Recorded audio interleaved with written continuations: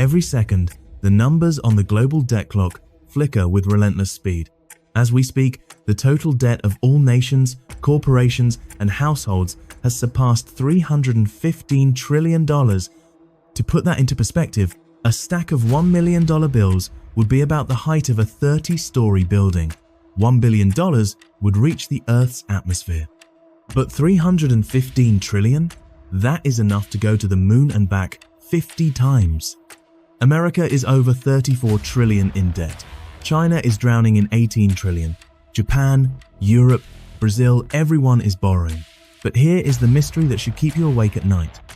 In our daily lives, debt is a zero-sum game. If I borrow $100 from you, I have a liability and you have an asset.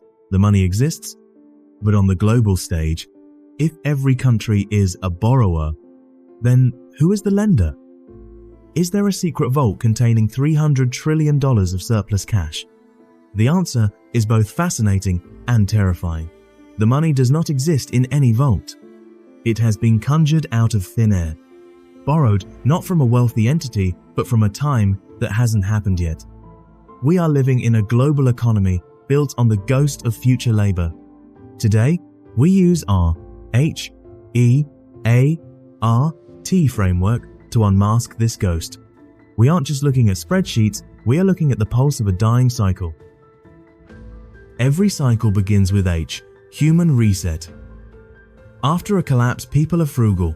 They work, they save, they build. But as memory fades, we enter stage 2, E, expansion of credit. This is the magic trick of the modern world. In the old days, money was gold or salt. To lend it, you had to possess it. But in 1971, the world broke the link to gold. Money became fiat, not backed by anything physical, just by government decree. So, how does this ghost money circulate? It moves in circles. When you put money in a bank, it doesn't sit in a vault. The bank buys government bonds. Your pension funds and insurance companies do the same. They lend your hard-earned savings to the government to spend today. The United States borrows from its own people, then pays interest back to them so they can buy more bonds. It's a self-reinforcing loop. And it's global. Japanese savings become loans for the Brazilians. Brazilian savings flow back into American bonds. Debt has become the very engine of progress. It builds schools, repairs roads, and fuels growth. But as any student of history knows, borrowing from tomorrow to solve today's problems only works as long as tomorrow keeps getting better. As the credit expands, we enter stage 3, A, asset inflation. This explains the great disconnect of our time. Why does the stock market hit record highs while families struggle to buy groceries? Why are house prices exploding while wages stay flat? The answer lies with the central banks. When the public stops buying debt, the central bank becomes the lender of last resort. They simply press a button. They create digital entries and buy government debt with money they just invented. This is quantitative easing. But this new money doesn't stay in the government's hands. It leaks into the hands of the wealthy and the institutions. And what do? They don't buy more bread. They buy assets. They buy land, real estate, and stocks. The house isn't actually becoming more valuable. It is the currency you use to buy it that is becoming worthless. We are seeing the largest version of the Roman denarius in history. Just like the Roman emperors diluted their silver coins with copper, our modern leaders are diluting our digital dollars with thin air. The coins look the same, but the heart of the value is rotting away. Now we reach the most dangerous phase, R, rupture.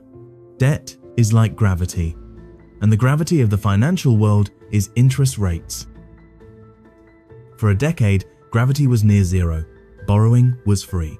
But as the ghost of inflation, the same ghost that destroyed Rome, returned, central banks were forced to raise rates.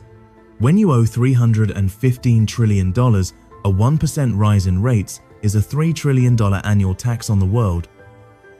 Look at Greece in 2008.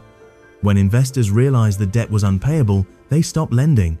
In a flash, 1 in 4 workers lost their jobs. Wages fell by 30%. Or look at Venezuela. They tried to print their way out of the rupture. and ended up with bread that cost millions of bolivars. A rupture happens when the lenders realize the promises can never be kept. Governments have only three choices: cut spending, which kills the economy, raise taxes, voters hate this, or default. A default is the sovereign equivalent of missing your mortgage. But it's not just your house at risk, it's the entire global web. Because everything from your pension to your grocery store is built on the assumption that the debt will keep moving in circles. But what happens when the music stops? This brings us to the final, most critical stage, T, transition. Where are we right now? Look around you. We are no longer in the expansion phase. We are past the peak of asset inflation. We are currently standing at the jagged edge of the rupture, staring directly into the transition. The ghost is finally becoming visible. History teaches us a brutal truth. Wealth is never truly destroyed, it only transfers. It flows from the confused to the informed, from the paper to the real. As the fiat system trembles under the weight of $315 trillion, the world is frantically looking for something real. Why is gold hitting record highs in 2025? Why are central banks, the very architects of this debt, buying gold at the fastest pace in 50 years? Because they know the secret. They are fleeing their own promises and seeking assets. They are preparing for the death of the dollar's dominance. So, who are the creditors? The answer is, we are. Every time you hold a currency that loses 10% of its power a year, you are paying the debt. We are the ones holding the unpaid bills. Your labor for the next 20 years, your sweat, your late nights. They have already been spent by politicians 10 years ago. The ghost creditor is a future version of you. A version of you that is being asked to work twice as hard for a currency that buys half as much. But here is the most important part of this journey. Understanding the cycle is not just about finance, it is your greatest hedge against chaos. History shows that the transition is a nightmare for those who sleep, but it is the ultimate opportunity for those who watch the clock. We are at the end of a 100-year long-term debt cycle. The air is thin, the ground is shaking.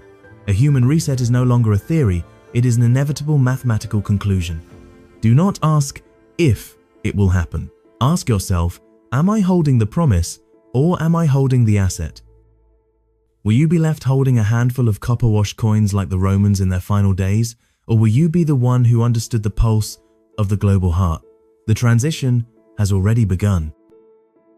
In our next video, we will dive deep into the E of H.E.A.R.T economy. I will show you the 3 specific red flags in the global market right now. The warning signs that signal the exact day the rupture turns into a total collapse. The music is slowing down, it's time to choose your seat. Subscribe to stay ahead of the cycle. Protect your future. This is History of Money and Markets.